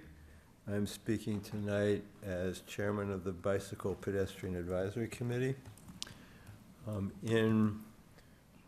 March 14th, we sent a message to mayor and council about the capital improvement budget for the city.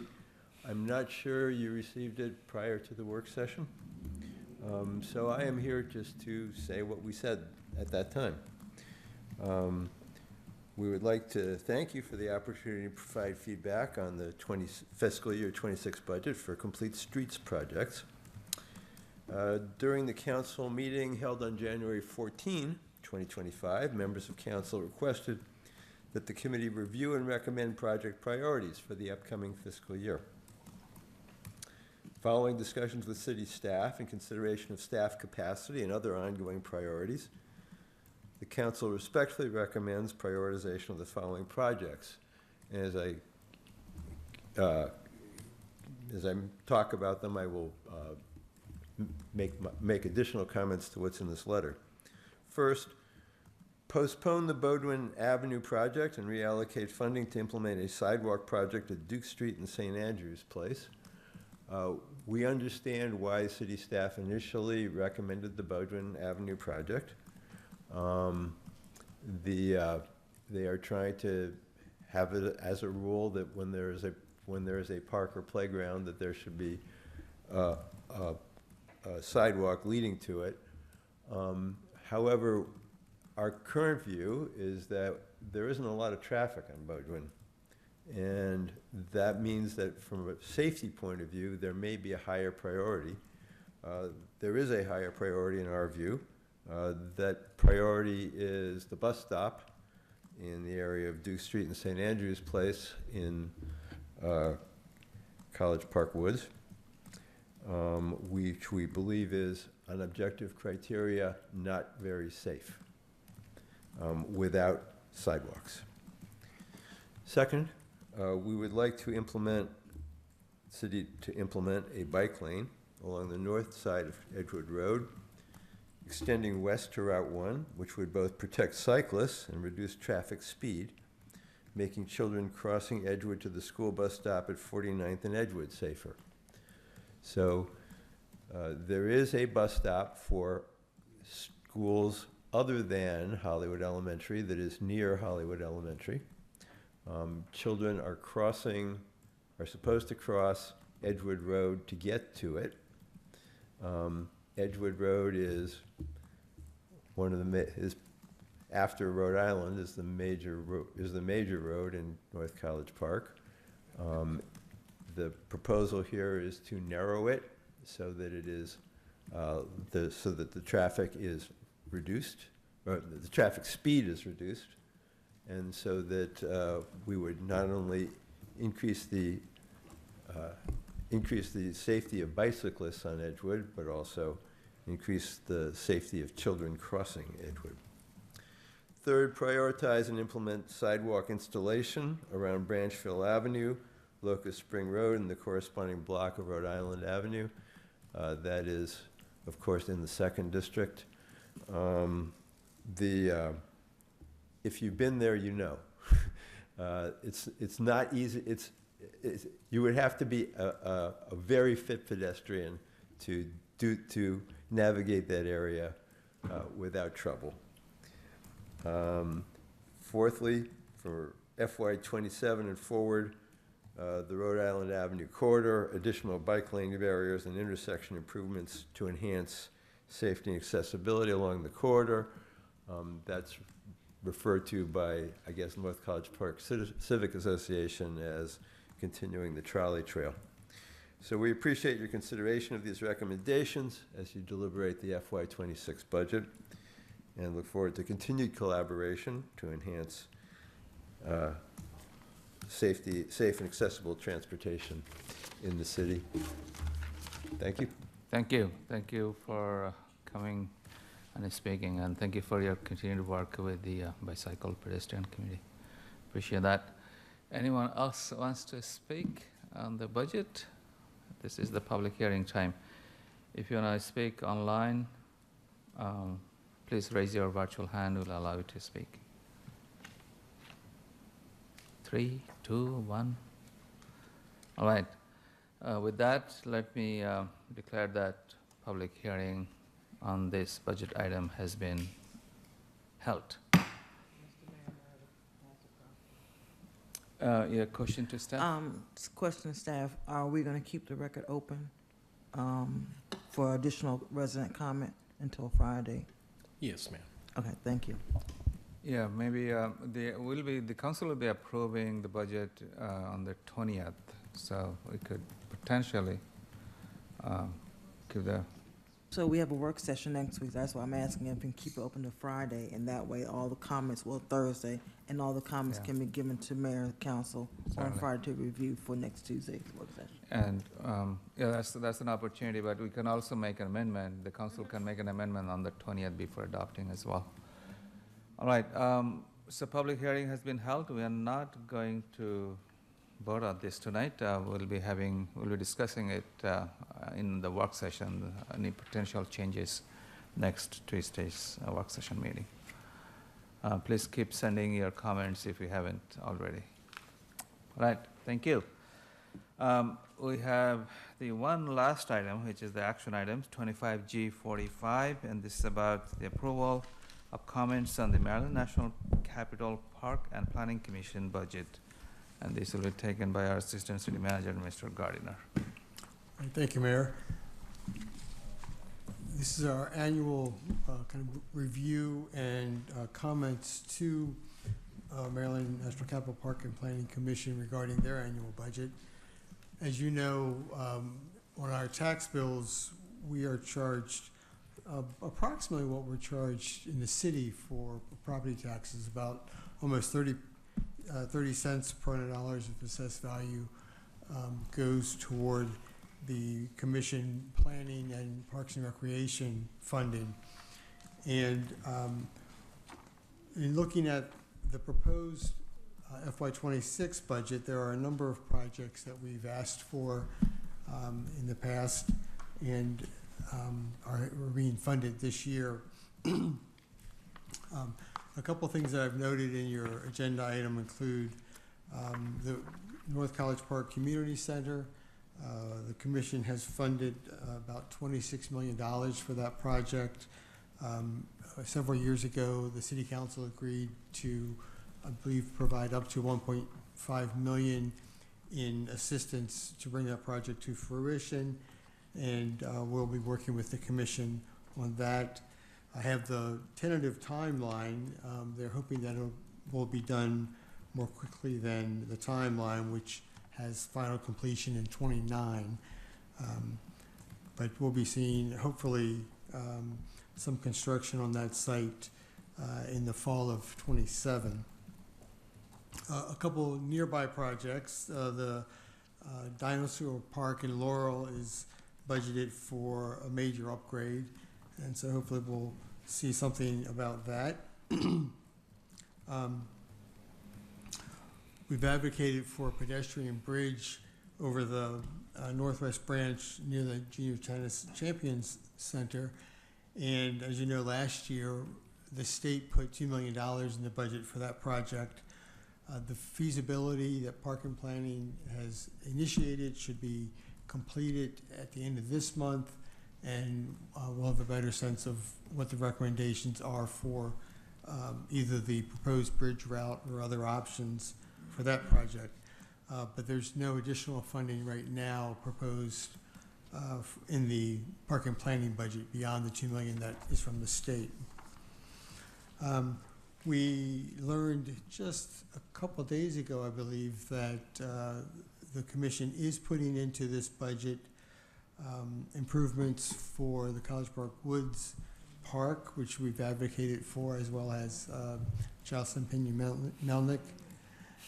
I believe it includes a new pavilion and a ADA accessible walkway to the location.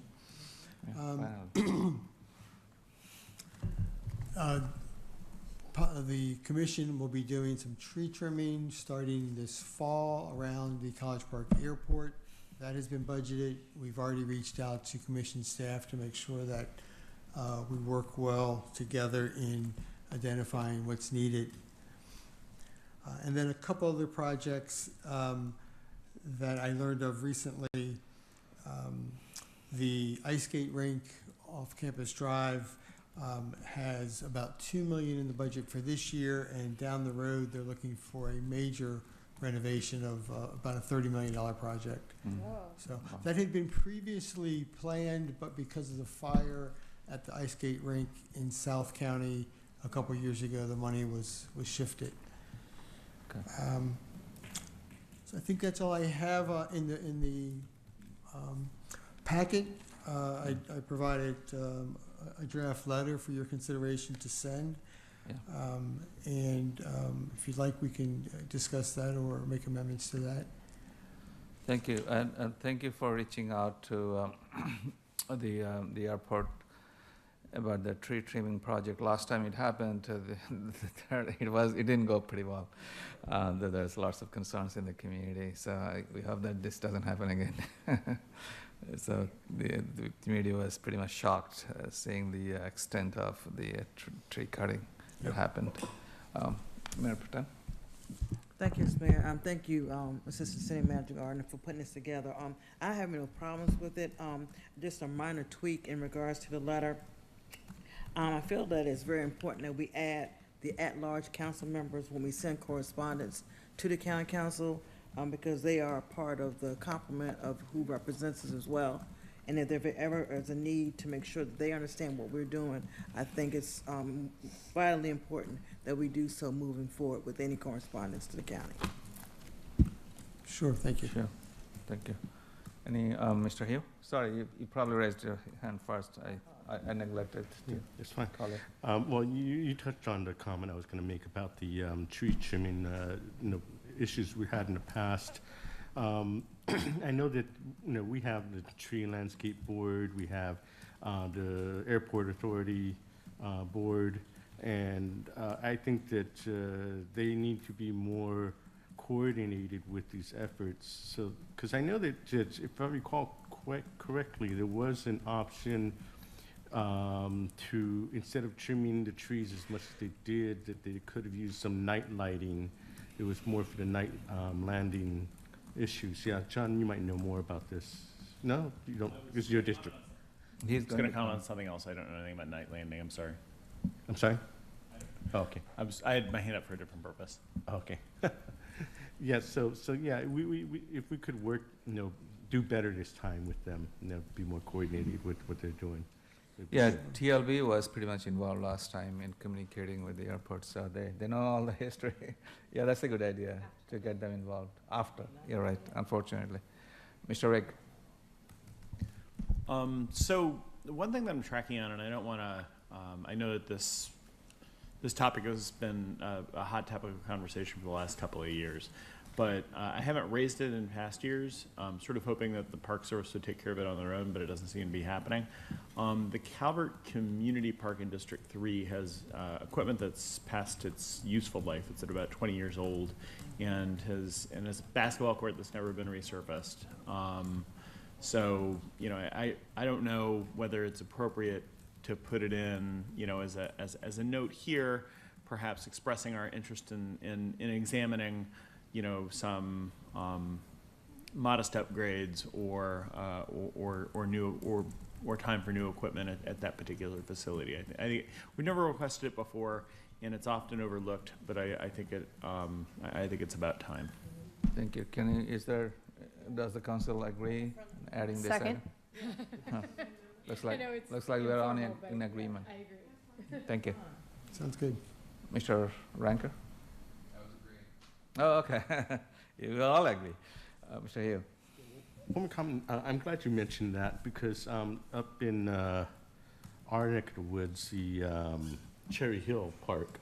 That's right, yeah. Yeah, I mean, there's flood mitigation issues that we need to address there. And that park has been kind of off the radar for a number of years, and it's getting a lot more use. Just to help extend a little bit, so there's a creek that's immediately outside of the city limits that poses an immediate threat to the Cherry Hill neighborhood. I believe that it's one of the few parts of North College Park that is in a flood zone. So what we would ask Park and Planning in this particular space is to invest in flood mitigation techniques, and that includes, I did a little bit of research on this, but creating some sort of channel to route the water in a different direction, dikes that help protect the houses that are immediately in that floodplain. It's a huge priority of ours to make sure that we get it addressed. There is at least one portion where there was like a vent of water that was neglected for at least 5 to 10 years, and sediment had built up. Thankfully, the city engineer had helped us clear it up. So if we could help address some of the flood issues there and include that in the letter, we'd greatly appreciate it.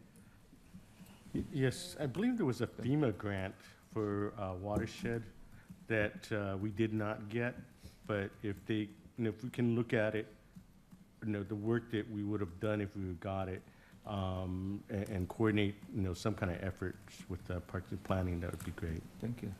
Thank you. Is it okay? We can add, is there an objection? Yeah, I think we can add language about the Calvert Community Park and the Cherry Hill Park related to the flood mitigation. Okay, both of them. Thank you. So we have Ms. Mackey and then Dr. Esters.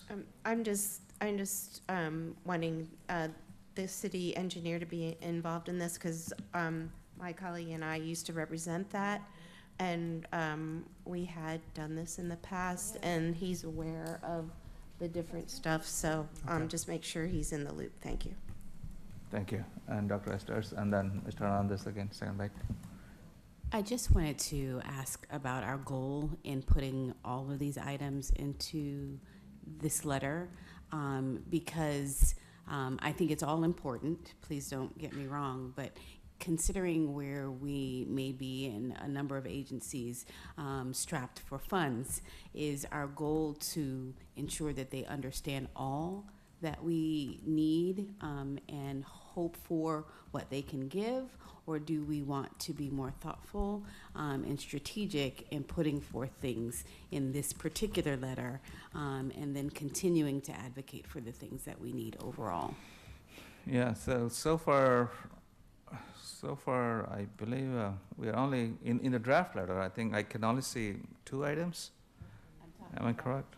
I'm talking about the other things that we've just mentioned. So you're right. Adding. So if we add 2 more items, what is there any optimal number?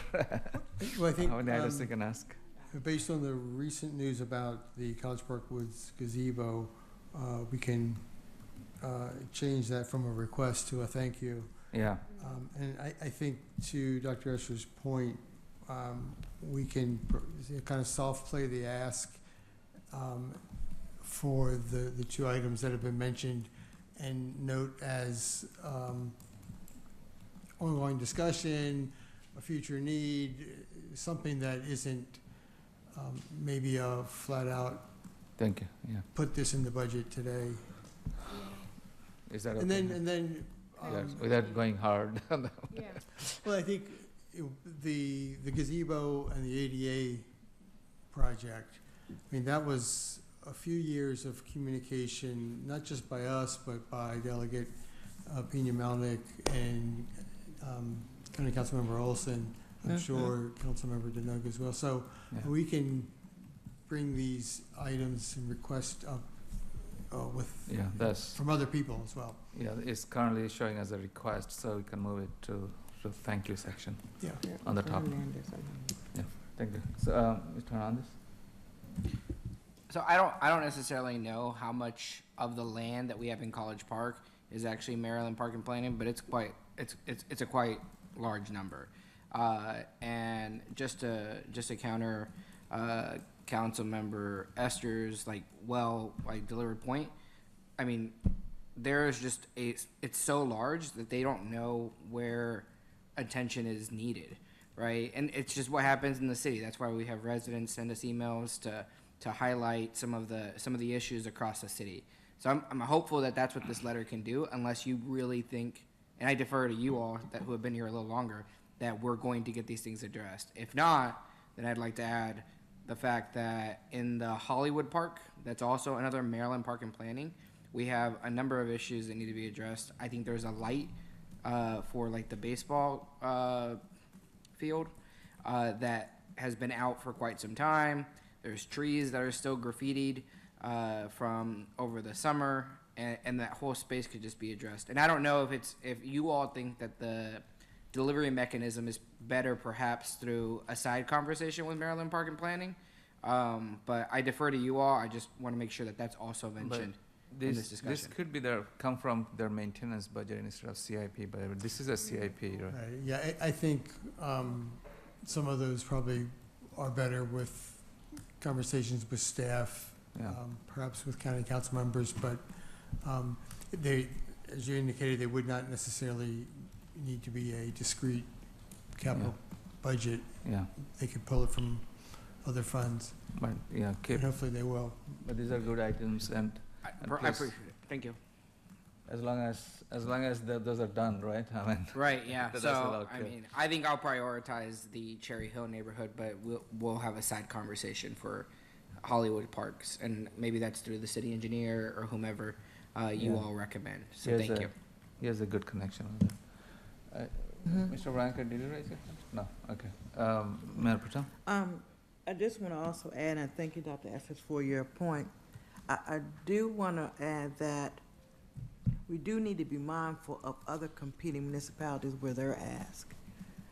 So if we're going to talk about the stormwater management issues at Cherry Hill, I think that is the side conversation with the city engineer and members of DBWT with Park and Planning. But I just want to put out there that we need to be very mindful of how many asks we put on the table, because it may be nothing comes back to a positive, except for maybe not, we don't know. Yeah, putting too many items might not get too much attraction. All right, anything else before we do? So you're going to approve the final letter next week's, maybe going into consent? We'll approve the I letter. think it's on action for tonight if you want to approve it tonight. We could, yeah, with the changes. Right. Is there any motion? I can entertain a motion. Mr. Rick? Yeah, I approve the, I move to authorize the mayor to send correspondence substantially similar to that which is in the packet, amended as appropriate by discussion from the council tonight, to the chair of the Prince George's County Planning Board, with copies to the county executive and the county council, supporting funding for specific projects in the FY 2026 MNC PPC budget. Second. All right, so this is an action item. Any further comments, Mr. Rick? No further comments. I think we can take Okay, comments from the so- audience. This is an action item. I need to go to the audience. We have a great audience in the room. If you want to speak, please come over to speak. If you want to join online, please raise your virtual hand and allow you to speak. Seeing none, let's come back to the council. Any final comment before we take the vote? Seeing none, all in favor say aye. Aye. Any opposed, any abstention? And so the motion has been approved. All right, that's all we have. Thank you, Mr. Gardiner, for your work. You always do a fantastic job. So we're done with only one action items, and we do not have, thankfully, no work session. And we have come to the very last end of the agenda. The number 15, which is a request for status of the future agenda items. I haven't seen any application. Any questions for the status? Seeing none, let's go to number 16, comments from the audience. This is the time. Thank you so much for patiently waiting. Please come over, state your name for the record, and proceed with the testimony. You have 3 minutes. My name is Yona Gross. I'm a resident of College Park. Just one of the presentations today, they were talking about thinking about healthcare for the future of College Park. Just want to make sure that we're also thinking about mental health care for the future of College Park. This is one of those issues that affect both student residents and long-term residents. Long-term residents generally struggle to get access to mental health care because it's just so darn expensive. Students, residents struggle to access mental health care because the counseling center is overworked. I was looking at their annual report from last year, and they had 602 urgent appointments over the year, which if you take into account that it's really only 32 weeks where they're taking most of their appointments, that's close to 2.5 to 3 appointments a day. Urgent meaning people who desperately are, need help, not just to want to meet with the council, but desperately need help for their own safety. I think looking long-term, obviously the city has its priority short-term. Looking long-term, I want to make sure that not only does the city of College Park not become being a healthcare desert, but just becoming a mental health care desert, so that long-term residents can access mental health care affordably and student residents can access mental health care accessibly. Thank you. Thank you. Thankfully, we have Care Solas serving in College Park, but there could be more opportunities. Thank you for your comments. Anything else? Anyone else wants to speak? Seeing none, let's come before the City Council, starting from my left. Mr. Rake, any comments? Pass, thank you. Thank you. Mr. Ranker? Pass. Ms. Mackey? Yes, I got to go to the Maryland Hotel Lodging Association celebration last Friday, and College Park really shined at that celebration. I just wanted to give a shout out to Director Williams for all he does to help our Maryland, our College Park businesses and in the state of Maryland. And I also want to thank you for coming forward and talking about the mental health of College Park. And I want to thank my colleague who is going to be working with Care Solas to make a video so that will go out and be more accessible to everyone. So thank you. Yeah, thank you. I think they will be coming to College Park this Thursday and Friday. So if you're interested in recording, please reach out to our staff. They'll be happy to take your video recording. Thank you. I'll probably be here on Friday. It'll be fun. Mayor Protem? Thank you, Mr. Mayor. I just wanted to say that I had the opportunity to attend the Better Bus Design virtual town hall. It was very informative. They actually handed out a PowerPoint. They will be doing some with community engagement at the different metro stops in the area. College Park will be one of them to talk about the new bus routing system, which will begin on June 29th. And with that, again, just happy Mother's Day to all the mothers. And it's also about graduation time in some of the DMV areas. And to all those who are graduating, our graduates, congratulations. Thank you, Ms. Mayor. Thank you. So on this Saturday, I attended an interesting, fun event at the Lake Artemisia. And this was an event called Bike with a Cop, a police. It was fun. Quite a few families actually came, and we gathered there, and we biked around Lake Artemisia. The day was pretty nice. Later in the morning, I attended another event. It's called Disability Expo in the campus, University of Maryland campus, in the Rick Center. And this is an event that they have been having for the couple of years. I think in the future we'll have an opportunity working with them. And quite a few private entities from private sector and public sectors actually came. Maryland National Park and Planning Commission, I believe there are about 30 or so different vendors came. It's quite packed. So in the future probably we can work with them. The city's Youth and Family Services Department could join, and our the Habitat for Humanity's Aging in Place program could be promoted as well. So this is a wonderful event.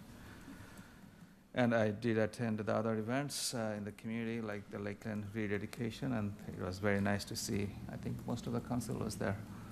Very fun, and thank you, staff, for putting this together. All right, Ms. Whitney. Yes, I was just going to mention again the Lakeland the rededication ceremony for the Lakeland College Park Community Center and the Lake Artemisia Natural Area at Lakeland. It was honored to speak at that event. I was thrilled to see so many other council members there, so many members of the community, Lakelanders, you know, from the diaspora and who currently live in the community, and also a lot of you know, mayors from nearby cities. It was great to see that the word had gotten out and that people understand what's happening in Lakeland and what the city is trying to do by that community. Yeah, Mayor from Byron Heights and the Vice Mayor, Mayor Pro Tem from Greenbelt were there, and also our State Senator Jim Rosape was there as well. It was wonderful. And thank you, Dr. Esters, for attending and speaking as well at the event. I know you're going to speak probably. Actually, I don't have much to say. Thank you. Thank you, y'all covered. Mr. Hill. Yes, on Saturday, I had the pleasure to attend the Berwyn Heights Day event, represent College Park there. It's a really great event. I encourage my colleagues to check it out one of these years. They're kind of like our sister community or municipality. I saw your photo on the website, on the Facebook. Yeah, yeah. And maybe one day we can get them to the Aldi to fix their name to Berwyn Heights. Well, we're not going to complain. I mean, come on. It's always an ongoing joke there. Welcome to Aldi College Park. Yeah, in Berwyn Heights, yes. And also was able to attend the Greenbelt Theater 10th year anniversary of the co-op that has taken over the theater. They're showing really good films there and doing great community events. And yesterday I attended my first class in the Sheriff's Citizens Police Academy, which will be going on for the next 10 weeks in Upper Marlboro. And one other announcement, the Berwyn Ballet School is going to be having their annual recital performances. There'll be 2 shows, one at 1 o'clock and for the younger students, and at 7 p.m. for the older students. This is going to be at the University of Maryland, and I believe it's at the Hoff Center. In the campus, yeah. Yeah. Thank you. Mr. Hernandez? A lot of things last week, or in the past 2 weeks, but it was a well-adjusted break from, you know, the dais. So it was a good time. But one of my favorite things that I got the opportunity to do was go and present to the students as a part of Career Day at Hollywood Elementary. It was wonderful to be invited again, and it's just super awesome to talk to the children. They get all energized and like tell you like what they want to be. Some of them are they're costumes, but everybody's really into it. A couple of different residents presenting, and it was just a good opportunity. Looking forward to doing what we can and just working with the parents to keep that going. Thank you. Thank you. Yeah, I think Mr. Hernandez, you covered 3rd grade, and I was assigned to speak to 4th grade just before you. Yeah, I don't know what grades. I mean, I know 3rd grade was there, and then it was 4th and 5th. Either way, they're all kids. Congratulations to the Hollywood stars. They're pretty smart. Yeah, it's fun to talking to them. All right. I forgot. Oh, So sorry. I just want my colleagues to put Good Neighbor Day on your radar. It's going to be October 25th, 2025. And I hope that all of my colleagues will consider leading a project. Thank you. Thank you, and keep reminding us as you always do. Thank you, Mr. Arthur, Miss Arthur, Pass. and Miss McDonald. Pass as well. Thank you. Yeah, Mr. Hill. Thank you for bringing that up, Maria, about Good Neighbor Day.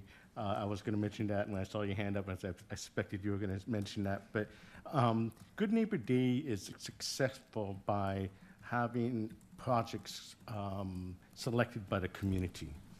And we will soon be taking in the requests for projects. So just keep in mind, I want to put it on your radar, get look throughout your districts, throughout the community, talk to your residents about projects they would like to see for Good Neighbor Day, because our most successful Good Neighbor Day projects come from our residents in the community. Certainly.